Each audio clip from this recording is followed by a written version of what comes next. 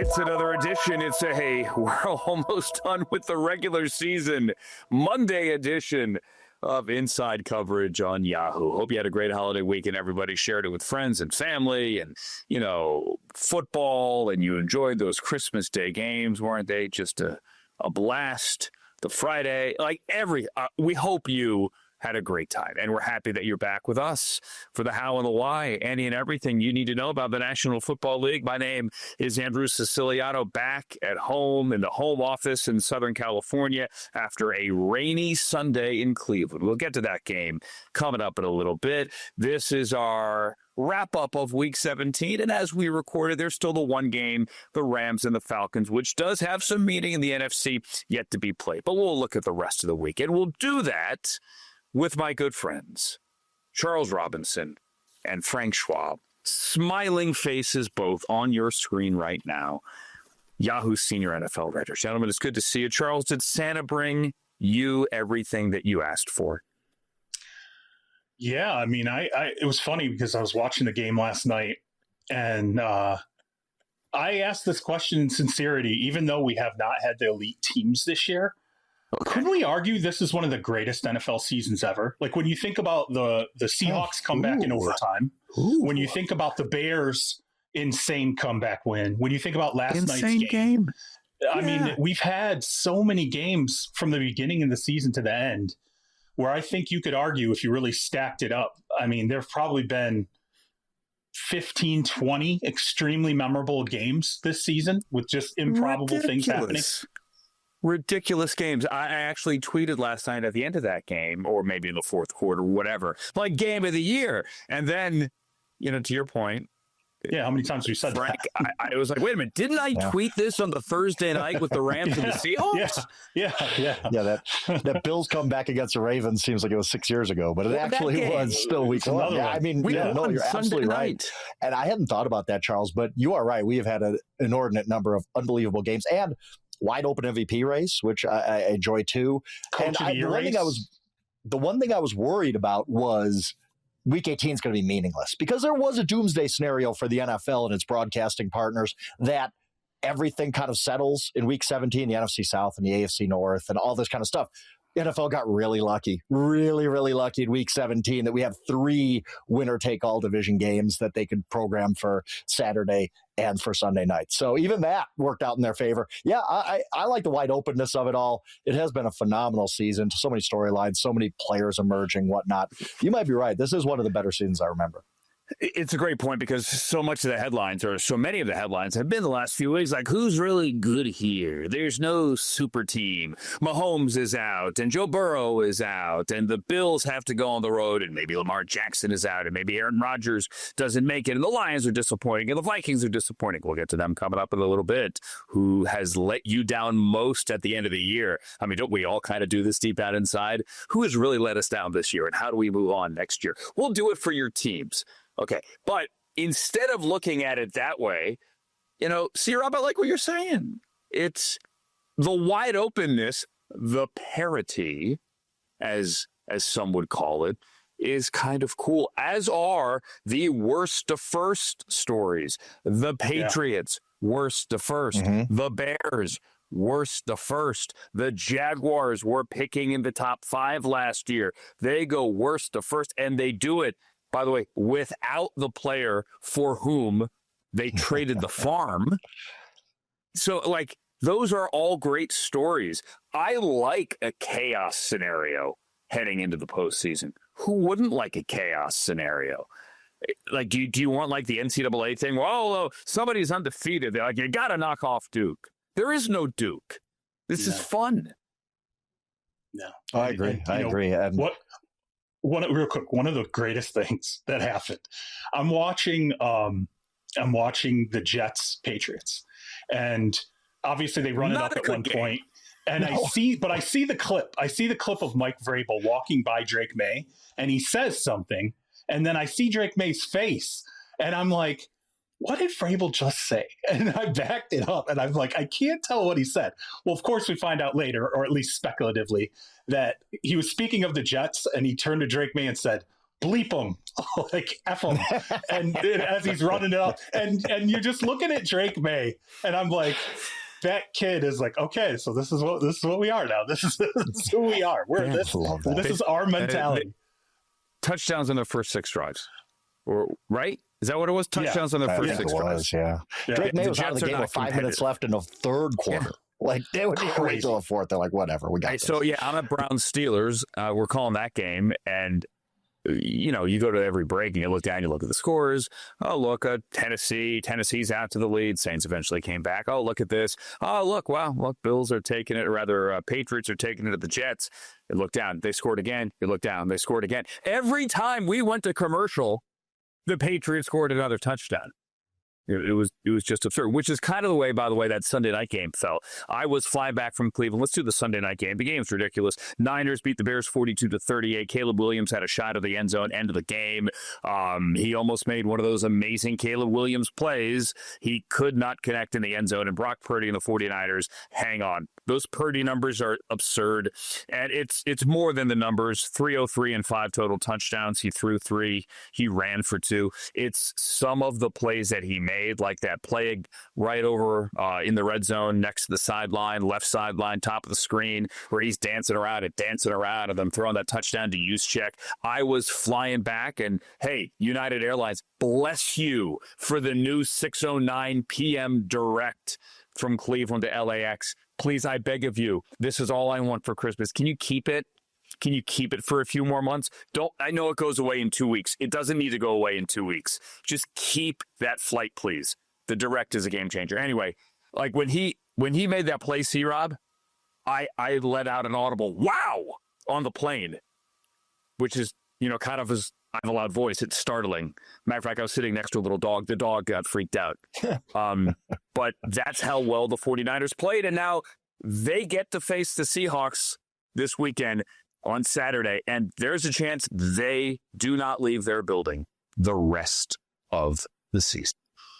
Yeah, I mean, it's insane. And I mentioned it earlier when you talk about the Coach of the Year race. I know I've seen the betting odds, and I know, Mike Vrabel's, it seems like he's a slight favorite elsewhere. And, Frank is, it was weeks ago, Frank said, this might be Mike Shanahan's best coaching job of his entire career. Maybe even Kyle Shanahan's. I'm sorry, Kyle Shanahan's. And, hey, Mike's I'm sure Mike Kyle. Can still coach. Yeah. Mike, somewhere out there, Mike's like, yeah, damn right. You're right. This is my best coaching job. Look at what my kid's doing. No, but he's with the injuries, having gone in there, all the defections, every single player who goes down, I keep thinking to myself, okay, this is when it breaks. And just to see how they continually raise their level of play, and for Purdy to have the game that he had last night, I mean, that's the contract extension. That's the guy that they signed. Yeah. That is the guy who I remember when he was a rookie and he made a play, and I remember Trent Williams going out of his mind on the field. I thought to myself, like, that is so unusual to see, of all people on this planet, decide to follow a 6-foot rookie, just Trent Williams, amping him up on the field. And, the leadership abilities, just the ability to spread the ball around. Obviously, Christian McCaffrey, has become the spine, I think, again, of this team all season long, goes over 2,000 scrimmage yards. But, defensively, you can't have a game where, you're 7-7, 14-14, 21-21, 28-28, 35-35. At some point, you have to, raise that level defensively. But the 49ers, to me, are, if there weren't so many other stories of the year with teams, the 49ers to me would easily, check in at number one. I've never seen a coach have this kind of a season where he's lost a multitude of players, dealt with, this many subs, and still raised the bar to the point of potentially having a number one seed. And if they get to the Super Bowl, a home, Super Bowl in Levi Stadium. So it's unfolded, I think, better than anyone could have expected. I guess I would just ask you guys, can this be maintained? Can it be maintained realistically? That's the problem I have, Charles, is that I'm so stuck with the 49ers where I can't think of a comp of a Super Bowl champion having this bad of a defense. I mean, they're 26th in DVOA right now. I guess the comp is the Colts team that won, finally broke through with Peyton Manning, but they got really good in the playoffs on defense out of nowhere. And they had to face Rex Grossman in the Super Bowl.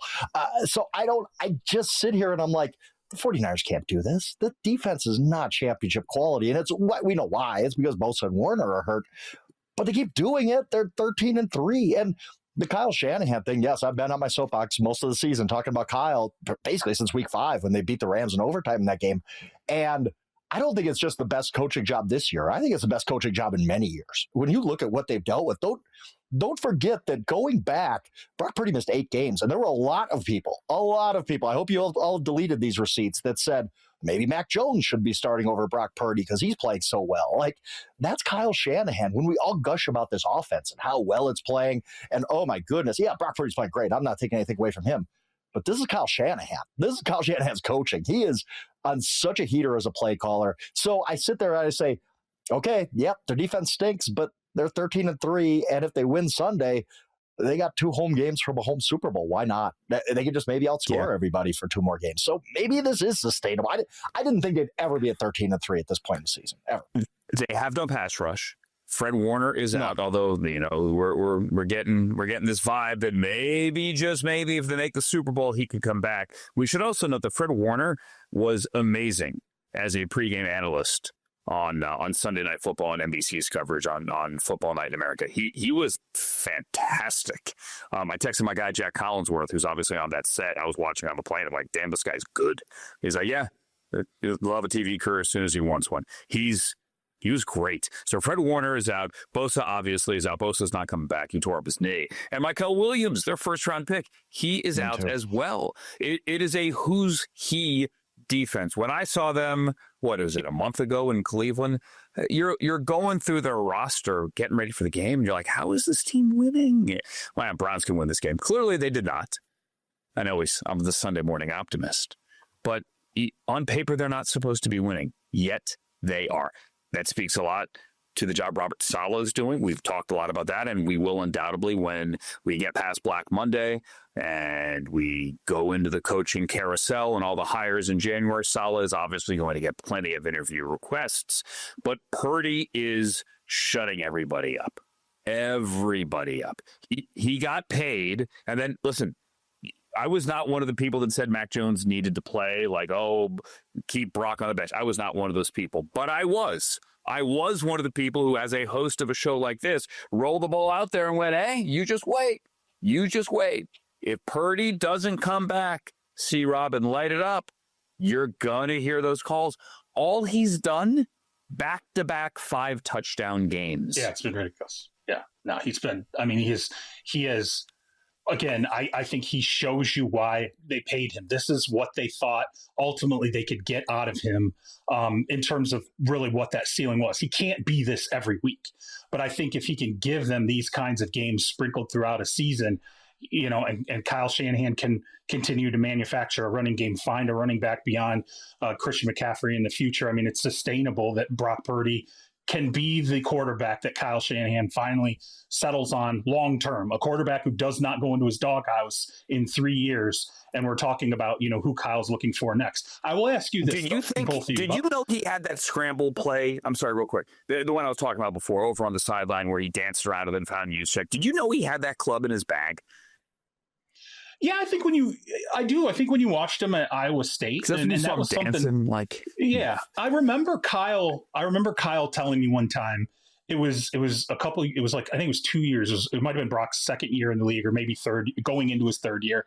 And Kyle told me he went back to watch some old tape on Clemson, and it was an Iowa State game, and he was watching it and he was kicking himself because he's like, I watched all the things that Brock was doing in terms of movement, eluding guys, manufacturing plays off script. He was doing it against Clemson. And he's like, how did I miss this? He's like, I don't remember seeing this guy, and obviously wouldn't have drafted him with last pick in the draft if I had really paid that close of attention to this. And I think it was something that he had kind of gapped, but I think it was there at Iowa State. Let me ask you this real quick about the 49ers, though. The one comp that worries me about this is I think back to 2020 and Mike Vrabel and the Tennessee Titans, and they had like 50 guys miss games with injuries over the course of that season. I can't remember if Mike won Coach of the Year that year. I think he may have. They end up, they end up going 11-5, and then they lose in the first round of the playoffs to the Baltimore Ravens in the wild card. And I think they may have even been the number 2 seed. I want to say that in those playoffs. But regardless, they went 11-5. They felt gassed. Like they hit that first round of the playoffs, and they just looked like a team that had kind of spent every single thing they had and really getting themselves to the peak and making the playoffs. And then all of a sudden it just sort of disintegrated in the first round. And I remember us thinking at that time, or myself thinking, I kind of expected this, like how can you overcome injuries over and over and over, not lose something eventually? And then when you finally trip, this is when it happens in the playoffs. That's the only thing I worry about with the 49ers, particularly given how that defense plays. Yeah, I mean, that's the concern. And you already see what the defense is depleted. This defense, they're going to have to win playoff games 42-38 like they did last night. And they're not always going to get so lucky that, Ben Johnson doesn't have the best job of time management in the final drive, right? Like sometimes Caleb Williams is going to make that play and beat you. What are we talking about if Caleb Williams completes that final pass? We're sitting here saying, oh my goodness, the 49ers going one and done because their defense just isn't good enough. Now they win and the whole narrative changes. I get that, but it's just, it's been such a weird season. We talk about no great team, all that kind of stuff, that maybe we're going to have a weird champion that can't play defense, but generally that's not how it works in the playoffs. Like somebody comes in there and Jordan Love comes in there at wild card weekend. Matthew Stafford throws for 6 touchdowns. I mean, something like that's going to happen. And I just don't know if the offense can be expected to put up 49 points and win a divisional round playoff game. So as we sit here and record Monday night, I mentioned before, we're doing this before the Monday night game in Atlanta. The number 1 seed in the NFC, if you don't know already, and if we haven't made it clear, will be either the 49ers or the Seahawks. The game is in Santa Clara, and the game is Saturday evening on ESPN.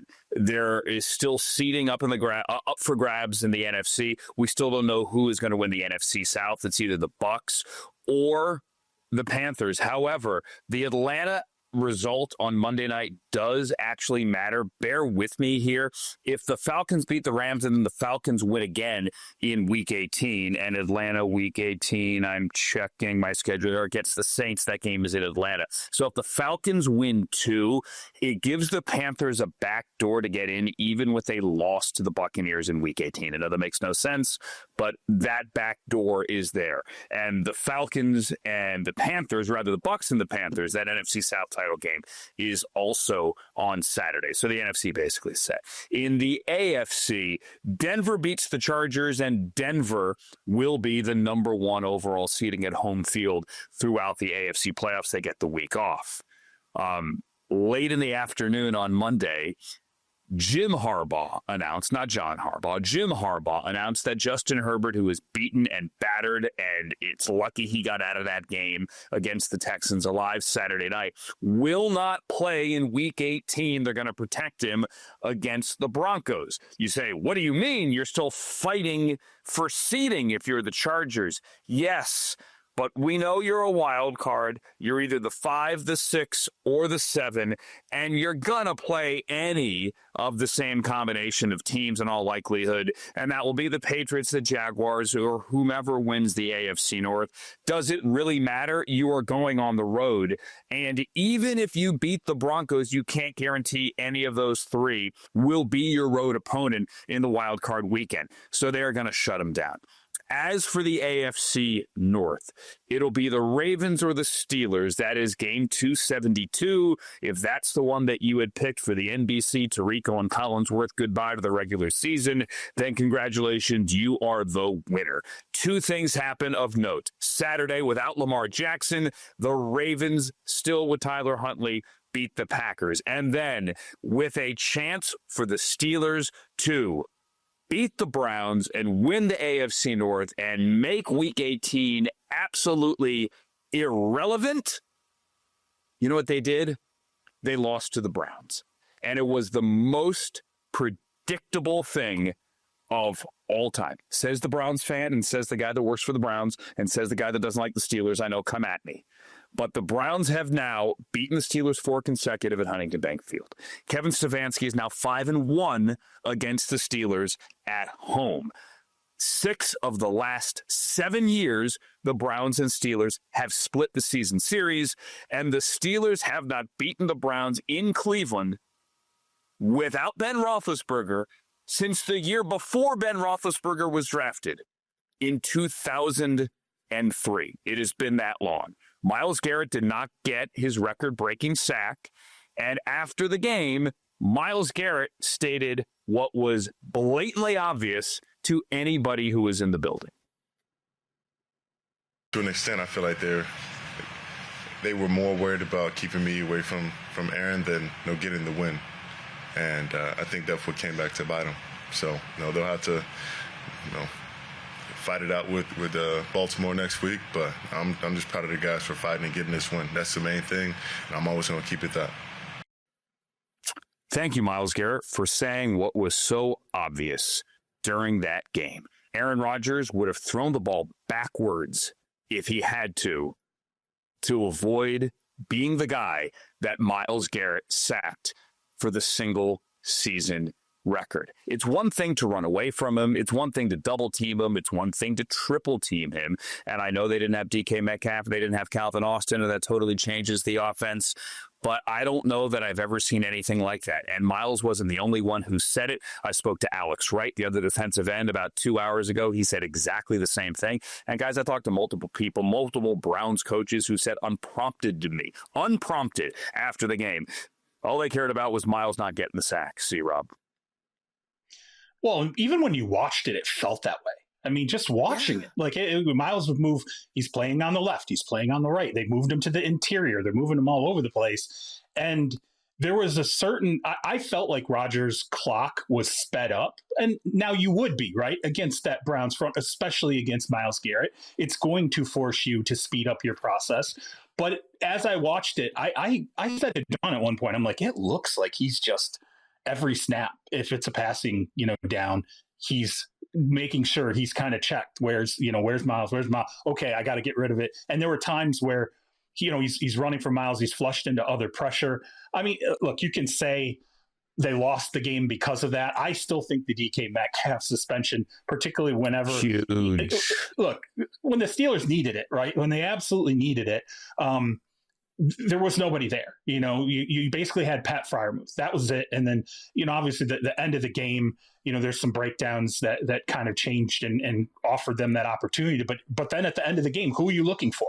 Like, you're right there. You got it. You have to get MVS three times in a row. MVS, right? That is who you're throwing to. And he ran I think he made the wrong side adjustment and ran the wrong route twice on 3 passes. Mm-hmm. And you're like, what the hell is going on? These guys have played together. It's not like they don't have a track record career-wise. He got there a month ago.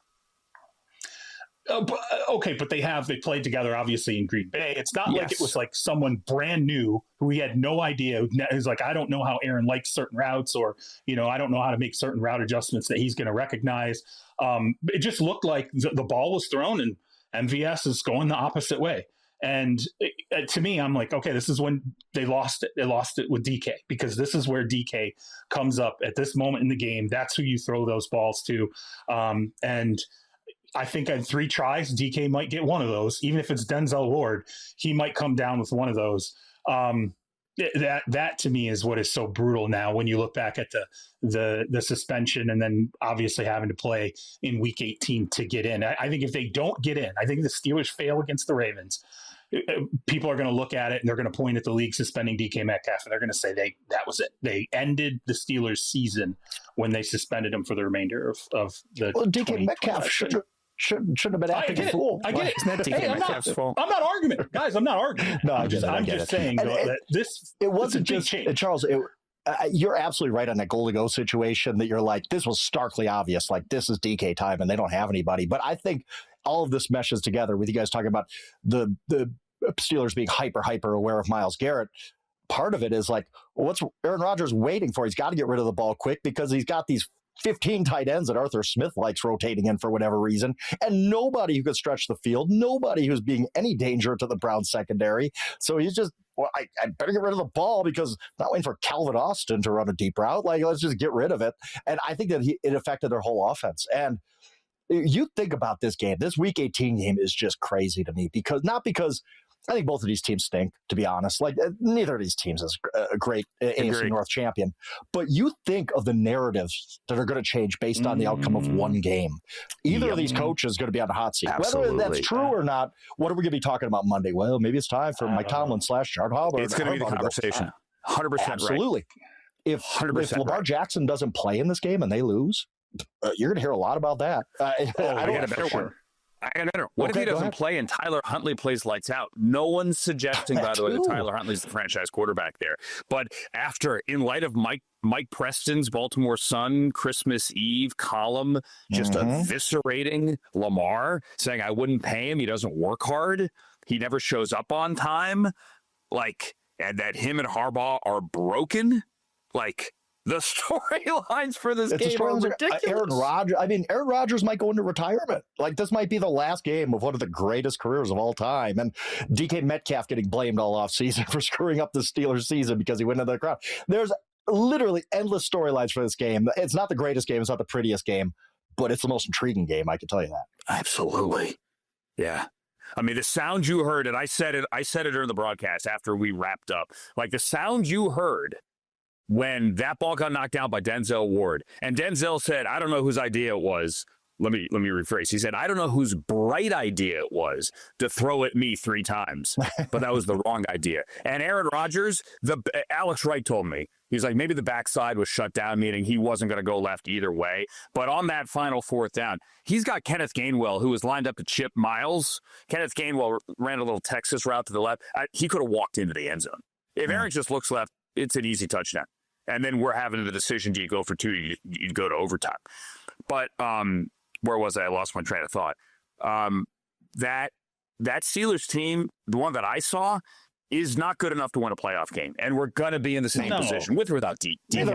We're going to be in the same position we were, and that is great. You're 9-8, you made the playoffs. Frank. You bring back Aaron Rodgers, you don't have a franchise quarterback. Those who wanted Tomlin out are going to still want him out. But the sound you heard when that ball felt incomplete was either NBC or ESPN or Mike North at 345 Park celebrating that we have this one to put up on a platter for big television audiences Week 18. Wait, don't Charles, you think the Ravens might make a playoff run still? I don't see it. Here's my thing with the Ravens, right? Because there's a lot of layers to this. And the Lamar thing, I understand it again, it feels like the sky is falling again, but it's not the first time this has happened with Lamar. And I actually ended up writing about this because when you dial it back, Lamar's never had an agent. Every time there's this crossroads between Lamar and the front office or Lamar and John Harbaugh, what ends up happening is you get dribs and drabs about Lamar. You get dribs and drabs about how injured is he? Is the knee that bad? Is his ankle that bad? I remember that. Now it's the back. And then it's okay, is he? What's going on with his diet? What's going on with we've heard that one though for 10 years. Sure, no, right, that's true. But it's always why is he so insular? When it comes to some of the surrounding team. But the problem with that is we never have his narrative to balance it out because he doesn't have an agent. There's not a representative out there going, "Hey, look, okay, fine." You don't need an agent. He's got 2 broken bones in his back. He uses social media. I know he's sparingly and cryptically at times. Sometimes he'll be direct. Sometimes he uses it cryptically. It always feels like the worst possible situation because there's never really any balance to it. So I will say this to defend Lamar. Every time stuff like this happens, he ends up responding in a way where we're like, oh my God, why were we so freaking out about this? Why do we think nobody could trade for him? Why did we think he wasn't worth that contract? This is, and I think this moment right now in Ravens history, I think it can break either way. But I think say he comes back, maybe we find out on Wednesday. Okay, look, he's going to be good enough and go. He goes out there and he plays. Derrick Henry plays the way that he played against the Packers. Let's say all of a sudden, 36 everything feels. Let's say all of a sudden everything feels rejuvenated, right? And you get into the playoffs, and then John Harbaugh steps in front of the team and says, "Look, we've gone through a lot this year. People thought we were a Super Bowl caliber team. We came in, our defense got chewed up by injuries. We had all these problems. Lamar has been banged up all season long. Derrick Henry, we did not have the same groove we had last year. But guess what? We're in the postseason now. Now let's take the 2025 regular season. I got it here on tape. Here's the sledgehammer. I'm going to ball it up right in front of you. We're done. Now we move forward, and we are the guys. And guess what? Look at the rest of the AFC, guys. Look at the rest of the AFC that we're going up against. I don't see another AFC team out there that's just absolutely scary. And if I was John Harbaugh, I would tell another story. I'd say, you know what? I'd say let's go back to 2011 when the 9-7 New York Giants got into the playoffs, did not look like anything like a team that's going to, and they run all the way to the Super Bowl and beat the Patriots. They beat a 13-3 team, like a 12-4 team. They did nothing but knock a 15-1 Packers team. That's right. The tale I think John Harbaugh can tell. If they come back, they win this game, Lamar's a part of it. I think he can say, you know what? Let's squash all of it. Let's go do this. This is still on the table for us. And look at the rest of the AFC. You shouldn't be scared. There's no world beaters here right now. We can do this. We can still be who we were if we pull this back together. We still have Lamar. We still have Derrick. We're not this dead team that everybody thought we were, and now it doesn't matter. It's 0-0 now. To me, it's intriguing, and that's what makes me think in this season of seasons, and the fact that everyone will say it's fixed. of course, it's so fixed. Please. It'll walk right into that storyline. It'll walk right into everybody who thinks it's all scripted.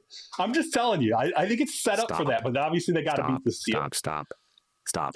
All right. Listen, this is the longest A block TV term in recorded pod, our pod inside coverage history. So let's do this. Let's break. We're going to come back and talk about the mess that is the NFC South. I checked the rules again this morning. Somebody legally has to win that division. We'll hit that. And if you have either one of you final thoughts on the AFC North, we could do them as well. Don't go anywhere. Inside coverage. It's inside coverage here on Yahoo. Andrew Siciliano, Charles Robinson, Frank Schwab. Just to wrap up the AFC North conversation, I not trying to hammer the Steelers. Aaron Rodgers is a Hall of Fame quarterback. Clearly, every team has a plan for Myles Garrett. That is the guy you circle. That is the game wrecker. That is the werewolf. That is the guy that you have to avoid. You put 2 guys, 3 guys on him. That happens every single week. The Bills did it last week. The difference is Josh Allen is a Marvel character, and they have James Cook, the Bills do, and they have a dominating run-blocking offensive line, the Bills do, and they have the talent to put 3 guys over Myles Garrett and compensate and win and score points. And the Steelers don't. Broderick Jones is out and Isaac Seumalo is out, and that's a makeshift left side of the offensive line. And without DK and without Calvin Austin, they simply have no downfield threat. But bigger picture here with the Steelers. I know we talked about John Harbaugh and Lamar Jackson and circling the wagons and anybody can make a run. I truly do believe that. But we are now, guys, I think we've gone back to the Bills game. And go back a month ago, Aaron Rodgers hurts his wrist. They're doing Fire Tomlin at Acrisure. They're booing Renegade. By the way, overrated song, totally unimpressed. I don't understand why that thing works, but that's neither here nor there. And we said it was over. And then they go on this run. And then they beat the Lions. They win 3 in a row. And then they're walking off the field, Tomlin and Rodgers and Cam Hayward last week at Ford Field. You're the best. No, you're the best. I love you. No, I love you. And they're back. They are back. But if they lose to the Ravens, or let's say they get in and they're one and done, because they're always in and one and done, we're back to square one. And I was all for Aaron Rodgers because they had no better option. Like, why not? What's the worst that could happen? You get in and lose in the first round. Okay, there's no obvious quarterback answer right now. In retrospect, maybe they could have taken Shador, but he needed time on the bench to get ready, and he's still not there, but he's showing progress, and the future is bright. But they had no obvious immediate answer for week 1 other than Aaron Rodgers. That was him. But I also said at the time, C-Rob, that if they do this, and if they're either 8-9 or 9-8 and one and done, then they may have to blow the entire thing up. And I don't mean fire Tomlin, because I don't think the Rooney's ever will. But you are once again picking somewhere between like 21 and 25 with no obvious path to finding the guy who can win in Cleveland. Laugh all you want. The guy that can replace Ben Roethlisberger, and they haven't done that. So I'll ask this question. In advance of this game, let's say they lose. Charles Robinson, was it worth it for the Steelers to do it this way this year? No. Well, no, of course, the results. I mean, it's as simple as the results, right? If you don't, we wrote about this coming into the season. We talked about how their draft class was structured, the players that they chose in the draft, the players that they brought in via free agency, the amount of time that they waited on Aaron Rodgers to get in there with the team. And we said, this is it. They're pushing everything into this season. It's basically an all or nothing gambit in 2025 with Aaron Rodgers. So if you fail, if you flunk it, if you don't make it into the playoffs at all, and I would say even if you make it into the playoffs and you're one and done, as you said, you live up to the same standard that it's been for so long, you failed. Like, you've tried, you've done everything you could do, and it didn't work. And yeah, I would say it's probably time to start thinking about something dramatic. And I don't know if that means, is there going to be change with Omar Khan at the general manager position, all the way down to Mike Tomlin and the head coach, straight down into the quarterback? Are you going to take, the three cornerstones of every franchise, general manager, head coach, and quarterback, and just go, okay, that's it, we're done, and now we have to recalculate completely, and it's a total rebuild? I would say that if you're moving on from Mike Tomlin and or Aaron Rodgers, it's a total rebuild. That's where you are. And so if you're going to move on from one, you might as well move on from the other. If you can get a commitment, and I know this sounds insane, but if you can get a commitment for Aaron Rodgers in 2026, I think you keep Mike Tomlin for one more year, but you go out and you get the quarterback. I think you draft the quarterback, whatever you need to do, you go and you get the replacement for Aaron Rodgers, whether he likes it or not. And you say, we are actually, in fact, starting over, but we're beginning with the baby step of making sure that we have the quarterback in place. I just don't know if you can do that, though, when you know you might still move on from either the general manager or the head coach after 2026. I think the original question of whether it's worth it, I think it was. And just in really, what was their other path? To just go with Mason Rudolph and go 4-13? Like, I love C-Rob, how you are still looked. Pretty cool. Like, that's a decent accomplishment. This was so Brady Bunch. Hold on, Frank.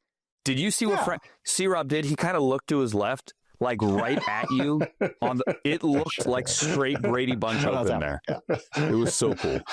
Okay, keep going as you were. So I think, look, if the Steelers fall short, you go 9-8, it's going to seem like a disappointment, but I don't know if they had a better option. No, I will say, if they did something like, we got to pass on Jackson Dart because it's going to make Aaron mad and he's not going to sign with us. Yeah, okay, that was probably a mistake. Then it's probably not worth it. But overall, I'm fine with it. The results are the results. Frank, but it just goes back to Frank, they're not answering the question. Was it worth it? Not was it a better option? It's probably unfair for me to ask. It's not about the better option. It was it worth it? Like what? So you've burned a year where you in 2026, if you had not gone this route. Okay, well, let's say you do draft Jackson. You draft Jackson Dart. Okay. You kickstart the process 1 year earlier. Now you're kicking it. You kick the can down the road. And by the way, you committed money to DK Metcalf, who hit a fan or something close to it. Okay, they could totally take that money off. Now they can. Like I said, if they made significant quarterback decisions based on, Aaron Rodgers is coming in, then that's a mistake, obviously. But we don't know that. Like, we can't sit here and say that. Yes, sure. Frank, we do. Because Frank, oh, come on. Wait a minute. They just did like Jackson Dart. Maybe the Jackson Dart one, but they had other opportunities to draft Shedeur Sanders, as did the other 31 teams before they got to the Browns. I'm not saying that he would have been the magic answer, but they could have drafted a quarterback. Good, guys. Tyler Shuck is not exactly he's not embarrassed himself. So if that's the case, fine. If that is the case, then fine. They made a mistake with this whole Aaron Rodgers thing. But I will go back. I just want to point out that we're talking about, like, literally going back to how much stakes are on the line here. We are talking about, if the Steelers win, you're probably feeling okay. Like, hey, one division title, we can still retool. And if they lose, we're talking about a total rebuild. Like, that's based on the result of one game. That's how big this game is. And it's absolutely true. See, I don't disagree with anything. If they lose, you probably do say next week. Let's just start. Yeah, I agree. No, I think even if they go 1 and done, if they go 10-7, even if they're 1 and done, because they're always 1 and done. They're always one and done. I agree with Andrew. You think Tomlin's gone if they go 10-7 and go 1 and I done? don't think they will ever fire him. But the same people, the same loud voices, some of them write columns, most of them are just angry fans on social media. The same loud voices that wanted him out, every other year they've gone 1 and done. But they're going to want him out no matter what. And the same ones who were booing him after the Buffalo game are going to be the same ones who want it now. It's up to Mike Tomlin. We're going to have, a month ago we're having the conversation. If Mike Tomlin wants out, this might be the year he just taps out. Ben Roethlisberger, maybe he should go coach Penn State. Okay, those conversations will get rebooted Sunday night or a week from now, just for my money. By the way, we're going to be talking about it next week as well. The same conversation, we will reboot it. Let's get to the NFC South. I joked before, but it is a rule. Somebody has to win every division, and under the current rules, which may change, that division winner, all 8 of them, will get a home game in the playoffs on Wild Card Weekend. So either the Buccaneers or the Carolina Panthers, both of whom lost on Sunday in Week 17, when they play Week 18, the winner will win the NFC South. Now, I mentioned the Falcons. If the Falcons beat the Rams on Monday night, we're recording before that game, and then the Falcons beat the Saints next week. In other words, the Falcons go 2-0 to close the season. That would give the Panthers a backdoor in where they would still win the NFC South even if they lost to the Bucs. But neither of these two teams should be hosting a home playoff game. I know the Panthers have some good wins. I know they beat the Packers, they beat the Rams. They have good wins. Guys, do you know how bad the Bucs have been of late? If the Buccaneers win the division, if they beat the Panthers and take the NFC South, they will do so, according to Greg Allman, who covers the Bucs and has forever, with the worst final 9-game stretch of any playoff team in the Super Bowl era. In other words, 60 years of football. They'd be 2-7 in their last 9. The 2010 Seahawks and the 2020 Bears went 3-6 down the stretch and made the playoffs. This would be worse. Yet, Frank, we'll start with you on this one. Yet, Todd Bowles, is he safe? Is Baker still the guy? What's going on here? There was a prominent report on Sunday that was incredulous that anybody could believe that Todd Bowles is on the hot seat. Well, I don't know about all that. Like, you could say they should or they shouldn't fire Todd Bowles. Okay, I can get with that. You could say they won't fire Todd Bowles. Well, or they won't. That's up to ownership. But to be like, how dare you insist that Todd Bowles isn't on the hot seat? If they lose on Saturday, going 1-8 in their final 9 games after getting healthy, by the way, this isn't a team ravaged by injuries like the Colts, all right? Like, that's weird. They've been getting better, supposedly, and healthier, and they go 1-8 down the stretch. Todd Bowles' record at that point, counting playoffs, would be 35-36. And we're supposed to believe that Todd Bowles is the safest coach. He's Mike Tomlin all of a sudden. You can't fire him. No way. Like, give me a break. Like, yes, of course Todd Bowles should be on the hot seat. You know, I was the Tampa Bay Buccaneers, and I watched them give away that division with a 1-8 record down the stretch with a pretty healthy team full of a lot of really good players. I would be like, no, we're not running this back. I'm sorry. This isn't happening. Yes, they've won 3 division championships in a row. They've done so with a mediocre record every year. They just happen to play in the worst division of football. So this whole idea that, like, how dare you say Todd Bowles on the hot seat? Todd Bowles should be on the hot seat if they lose. Why wouldn't he be on the hot seat if they lose 8 of their final 9 games and lose to the Carolina Panthers or the NFC South? Are we kidding now? Are we really kidding about this, that we'd be so incredulous? Not only that, Frank, I mean, consider if they lose this game, who's he losing to? He's losing to Dave Canales, who's a really good coach in Tampa, right? Well, then who does Dave Canales get replaced by? Liam Cohen. Yep. Who was a damn good coach who's done really well in Jacksonville. I think he's done okay this year. I haven't really checked in on him, but I think he's done okay. I think they desperately wanted to keep Liam Cohen. And I think they wanted to keep Liam Cohen to the point where if they had known how it was going to go and they were going to lose him to Jacksonville, they might have fired Bowles last year and said, you know what, we're just going to promote Liam Cohen because we want to keep the synergy between he and Baker Mayfield and the offense. That's what's important to us. They did it once before when they fired Lovie Smith to, encapsulate the offense around Jameis Winston.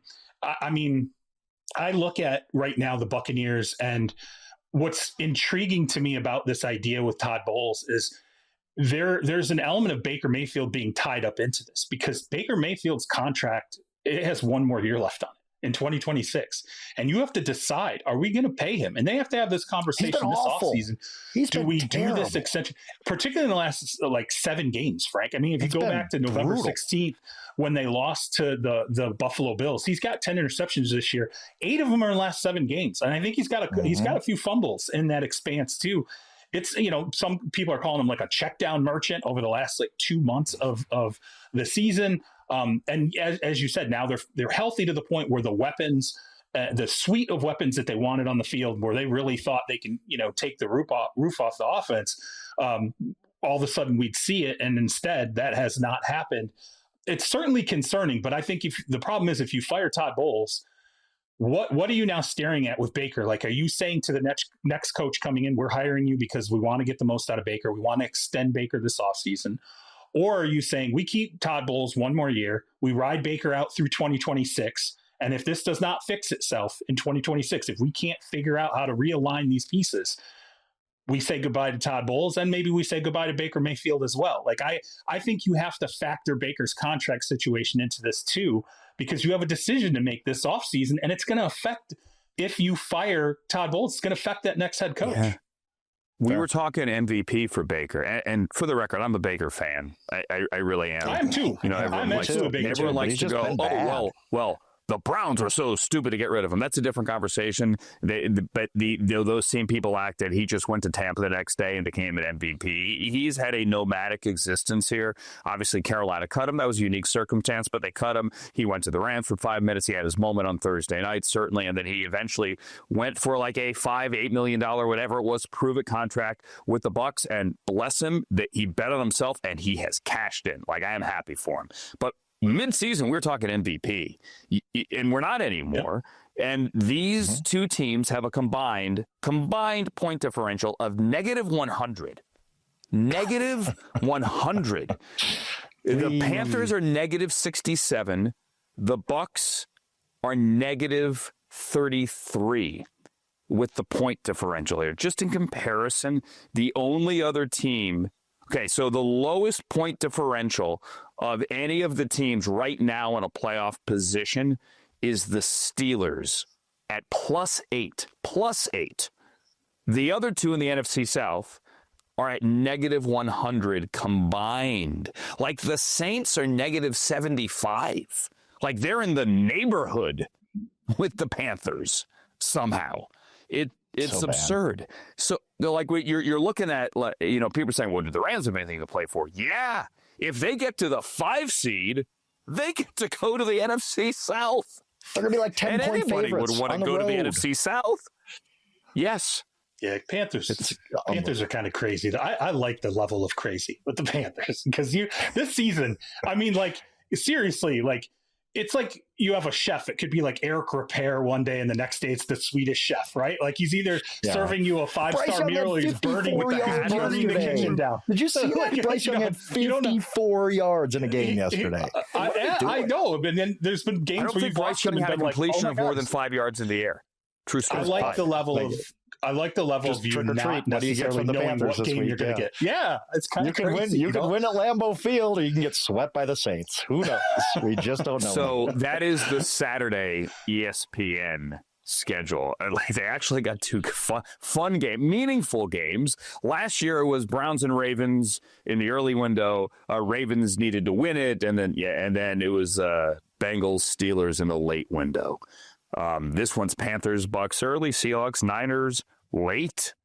I mean, that's fun. Yay, fun. Okay, coming up, the airing of grievances. We will tell you who has let us down the most. And the answer isn't V-Mix. Inside joke. Inside coverage continues. So it's inside coverage here, and I don't know about you guys, C-Rob and Frank. I don't know about you guys, but very often at the end of the year, when you're raising a glass, you're getting reflective and introspective, and not only looking ahead to the coming year with positive thoughts, hopefully, but you look back as well, and maybe you replay, because I'm somebody that does always look back. I'm that guy.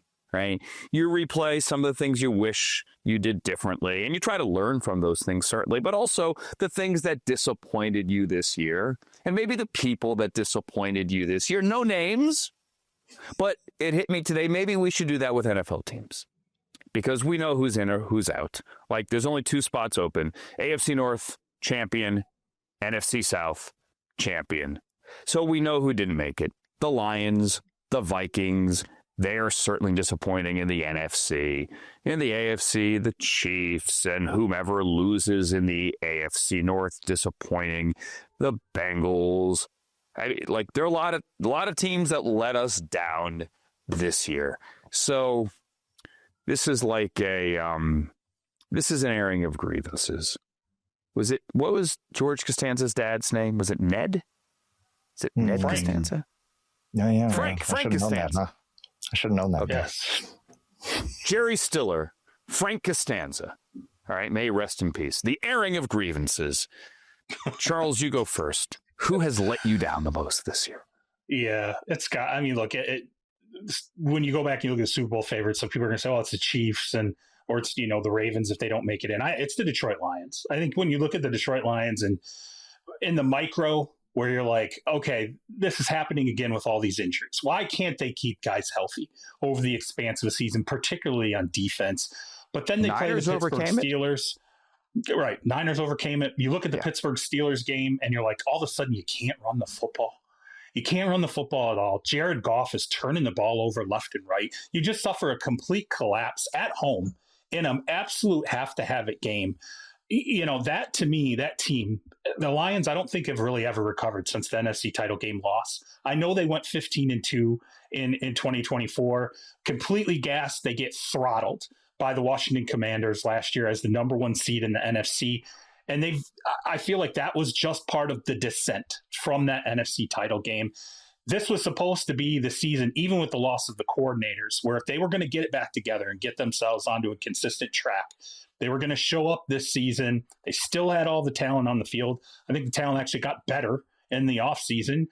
And yet what happens? You flop your way completely out of the playoffs, and you do it in a game where you can't lose to that Pittsburgh Steelers team that now just loses 13-6 to the Cleveland Browns. I mean, it's just, I don't know that there's a more disappointing situation than in Detroit. And I think it's going to be a very, very interesting offseason in terms of Jared Goff. I think some of the contract extensions they still have to sign with other players, and also that coaching staff. I think you're going to see some change in Detroit.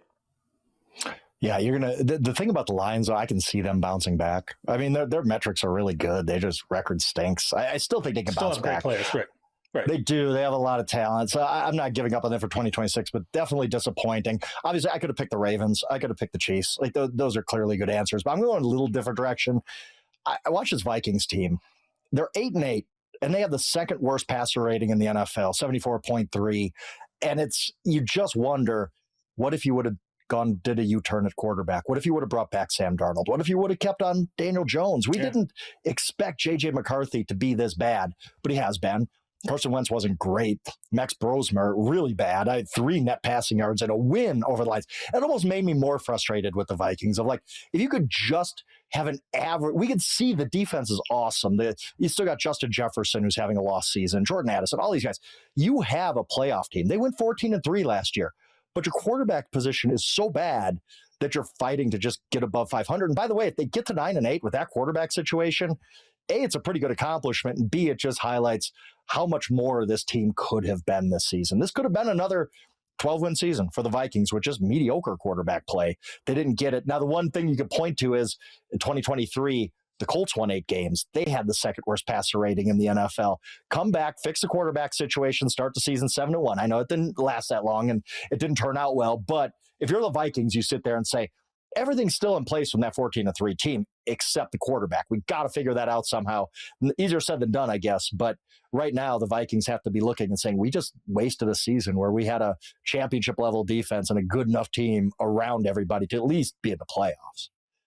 So I got a note here on the Colts. You mentioned them, and the Colts were not going to be my answer. My answer is the Bengals, but I toyed with it for a while about going with the Colts. Listen, the injuries happened, and with Daniel Jones getting hurt, they totally fell apart. The Phillip Rivers thing was a great story. Sadly, it's probably coming to an end. It was totally worth it. The journey was worth it there for Phillip Rivers, and he was adamant about that after the game yesterday. So this is from The Athletic today. Since the merger, whenever we say that, friends, that means 1970, AFL-NFL merger. Since the merger, only 5 teams had won 7 of 8 to open a season, 7-1, and then gone on to miss the playoffs. The Colts became the 6th. So in Week 10, according to The Athletic and their playoff simulator, the New York Times-owned Athletic, the Colts' chances of making the playoffs, 98%. 98. Wow. We sat here talking about the road to the Super Bowl going through Lucas Oil. Like they might have the AFC Championship game and then tear that thing down and get ready for the Combine a couple of weeks later. Now the Colts are without a spot in the postseason for the 5th consecutive year. And I do think, look, I was the one 3 weeks ago who, sitting in this chair, said, are you an idiot if you think Shane Steichen's in trouble? And I don't think he is at all. However, you do have a new owner. Jim Irsay is gone. His daughter, Carly, has taken over, and no one has any idea what she will do, how her decision-making process will go, because she is new to the job. So there is an unknown there. Chris Ballard, I think, is a very good GM, and I think that with Daniel Jones playing well, you saw all the height, weight, speed guys that he drafted. You saw them unlocked. Right, much like Micah Parsons did that for all the guys on the defensive side of the ball. The Brian Gutekunst had drafted in Green Bay. Daniel Jones did that to all the guys offensively that Chris Ballard had drafted. And you're like, all right, they're the guys that we thought they were going to be. So I don't think Chris Ballard is in trouble, but is he GM for life? Does he have tenure? No one knows what's going to happen there. I didn't choose the Colts because it was an injury. I chose the Bengals, not because I'm piling on because I'm the Browns guy, but because I remember week 1. And I remember that the Bengals spent their entire offseason. They rearranged the way they train, what time they do things, how they do things. They spent money on Jamar Chase and T. Higgins, and eventually they brought back Trey Hendrickson, although he wasn't happy with how the deal went down, and he missed the entire camp and preseason. But they brought these pieces back, and they were so certain it was going to be different. They weren't going to be 0-2 out of the gate. No. This team was going to win out of the gate, and they did win week 1. But talking to some Bengals people before that first game, they were confident, and everybody is confident week 1. But they were, I mean, there was no way the Browns could possibly beat them. I'll tell you right now, the Browns were the better team week 1. They held the Bengals to 7 yards in the second half in the opener. 7. The Bengals won to their credit. But I got out of there going, this team's not that good. I don't think they're that good. And then Joe Burrow got hurt, and then we found out they weren't that good. And it's disappointing, not for me, but to their fans. Because, and you see it on Joe Burrow's face the last couple of weeks, and we've overanalyzed it and psychoanalyzed it and taken a deep dive into what's gone wrong in this man's head. Well, they've been losing. That's what's gone wrong. He got hurt. And if he does not get hurt, it's a different conversation. But he's had trouble staying healthy. And that is the story there. And Zach Taylor was passionately defending the team's defense and all the young players and the strides they have made under first-year coordinator Al Golden since their bye week. And how they've been much better of late. Okay, I get it. But the Bengals are going to have some hard conversations in the offseason because they did that last offseason and it didn't work. So what now? I think they are at a crossroads. I think their phone will ring. Teams are going to try to get Burrow. They won't trade him. Like Mike Brown would rather tell Joe Burrow, go sit on an Orange County, California couch with Carson Palmer than ever trade him. But they to me are one of the more disappointing teams in the league. Yeah, Nods. I mean, you look and Zach Taylor. Why? I'm sitting here thinking, we're just in some silence, like, oh my God, he just buried the Bengals. It's like it's over. I just wonder. You saying all that makes me wonder. It just didn't work. Joe got hurt. Yeah, it didn't work. And we're left to wonder if he didn't get hurt. But it's not just would Joe it have getting all hurt. worked? It's not just. I wonder why Zach Taylor's so safe. I do. I wonder why. Like, why? What's he done? You lose him. Maybe not. I don't know. But you lose. You don't make the playoffs 3 straight years in Joe Burrow's prime. I don't know. I don't know if it's working there anymore. I mean, Paul Danner. I just would like to see covers that Burrow, team. like is he going to be healthy? Like, is Burrow ever going to be healthy for more than a season last at a year time? He put on an MVP performance and they missed the playoffs. For more than a season at a time, man. Like, I'm like, are we going to get to a point where it's the Andrew Luck thing, where we're all of a sudden we're in year like 7, 8, and it's like he's just, I'm tired of rehabbing. I'm tired of constantly. If you're the Jets, what do you offer? You got 5 number ones in the next 2 years. What do you offer? The world, all of them. Why not? Like, all of them? Jets. They're gonna offer it for Kyler Murray. So whatever. Oh, just depends. No one is offering. Frank, just depends what the Madden ratings are. That Woody's just got to check in with his kid for the Madden ratings, and then we'll figure out who the Jets quarterback is. I'm now disappointed in Frank's mic. That those words made it through to our ears. That is what I'm disappointed in. Turn his microphone. Kyler Murray to the Jets. Kyler Murray to the Jets. It's going to happen. Oh my God, that is a great thought experiment. Where does Kyler go next season? It could be Arizona, by the way. That's a totally acceptable answer.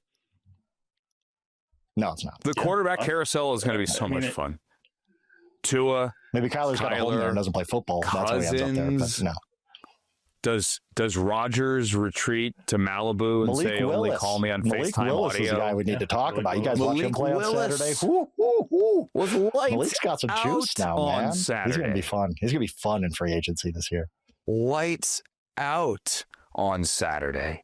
Like, Daniel Jones is going to get re-signed, right? I have no doubt there. Yes. Oh yeah. Right. Yeah.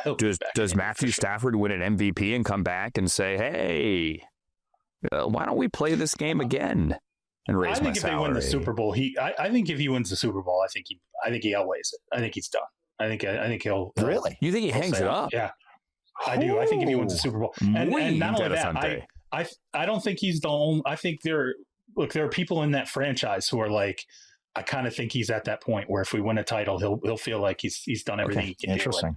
He's ready to be done. What happens if the Eagles produce 150 yards of offense and lose in the first round of the playoffs?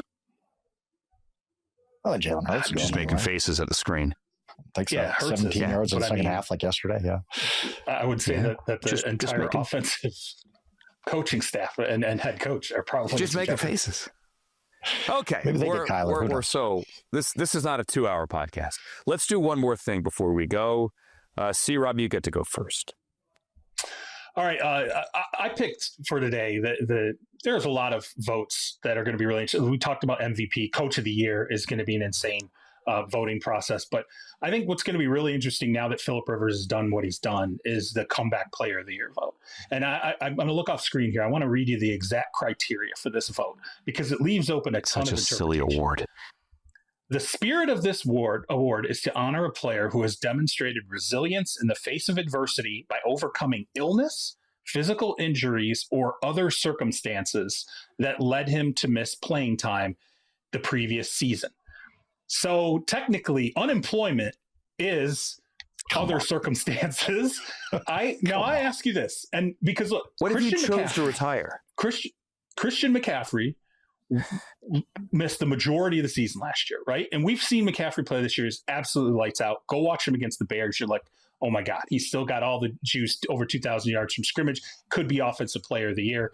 The spirit of the award is, I believe, for Christian McCaffrey. But I'm telling you right now, because Sam Darnold got some votes last year, and I'm like, what did Sam Darnold come back from other than being on the bench with the 49ers? What did he come back from? He was a backup. But I'm telling you, I think Phillip Rivers is going to get votes. I'm just curious, how many votes is Phillip Rivers going to get, because it's been so unbelievable that he's been able to step onto a field and be an adequate quarterback after missing the majority of 5 seasons. He should get 44 votes. 44 votes. You should get 44 votes. I get it. Yeah. Okay. One for each of his children. Yes. Oh, come on.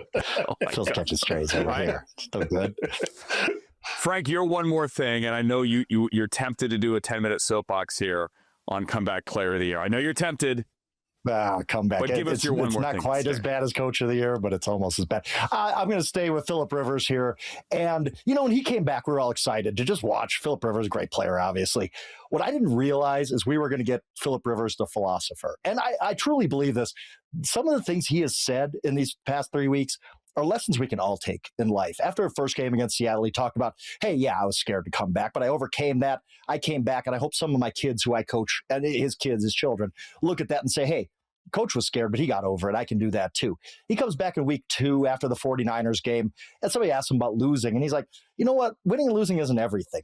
Those touchdown drives we had against San Francisco to start the game, I still am going to take great memories from that. It's not all about just whether you won, and if you lose, there's nothing to be taken from that. And I thought that was really interesting in this society we live in, where you feel like if this quarterback doesn't win a Super Bowl, he's a failure. Like, there's something to be said about that. I also like, Phil waiting after the game for D. Winters, who got a pick 6 off him late in that game, and saying he waited for him to be done with an interview and said, hey, D, I dapped him up a little bit, talked a little bit about the play. Thought it was great sportsmanship that everybody could take a lesson from.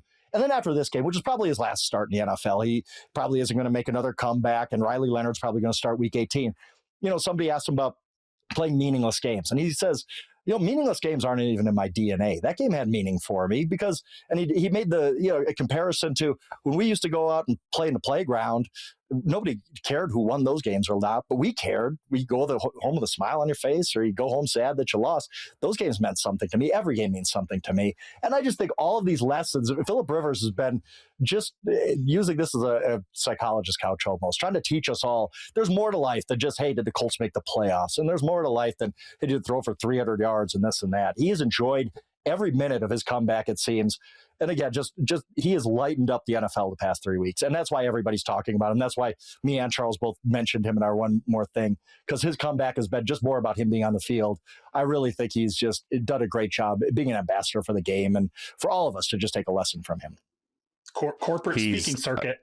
He's going to make some money. Yeah, it'd be awesome. I'd go listen to Phillip Rivers. I go listen to Phillip Rivers motivational speaker. I'm motivating Manning. Except you're Phillip Rivers, right? What was that line in Anchorman? You're like a miniature Buddha to the little dog, except Phillip Rivers would be like a dad bod Buddha, right? And he's great. That's great. My one more thing is not nearly as uplifting as either of yours. My one more thing is about the Jets, who are bad, and we know this, and they're playing Grim Brady Reaper today. Cook. You're just the Grim Reaper. I'm not negative. I found this note. It's ridiculous. So the Jets heading into the final week of the season don't have an interception. Like that's a real story. Unbelievable. Like I can't make it up. The Jets haven't intercepted a pass. Their head coach, that man Aaron Glenn, is a former defensive back. No doubt it eats him up inside. So the Jets don't have a pick. If they don't get a pick week 18, and who do the Jets play? They're at the Bills. If they don't pick off whomever plays quarterback for the Bills, then it might not be Josh Allen beyond the first snap of the game to keep his starting streak alive. They would be the only team in the National Football League without an interception for the entirety of their football season since interceptions started being tracked in 1932. Oh my God. Nobody's at less than 2. Nobody's even if they get 1, they set the record. 1932. Unbelievable. Before the Second World War. 1932. When before teams Jets didn't even throw it. Like, think about it. Before there were actual Jets. Wing T, Yeah. Hold on. They still managed to throw an interception with 2 passes a game. Yeah. Alexa, when was the first jet airplane built? Come on. Jesus Christ. Come on. Jets didn't exist by the time man zero. Yes. Airplane exists. There were still people alive who fought in the Civil War. Babe Ruth was in his prime Alexa, still. Babe Ruth had the cold shot that year. Like, what are we doing? We know we know there were jet bomb. The Germans developed jets during World War II, and they put bombs, missiles on jet engines. Anyway, I digress. We're going to World War II to end the show. We'll do that later. Whatever. On that note, guys, it's been fun. Let's do it again tomorrow. For Charles Robinson and Frank Schwab, my name is Andrew Siciliano. I don't know what we just did there. We are back on Tuesday to look ahead again to Week 18 and the final the final week of the NFL's regular season. My name is Andrew Siciliano. So long, everybody.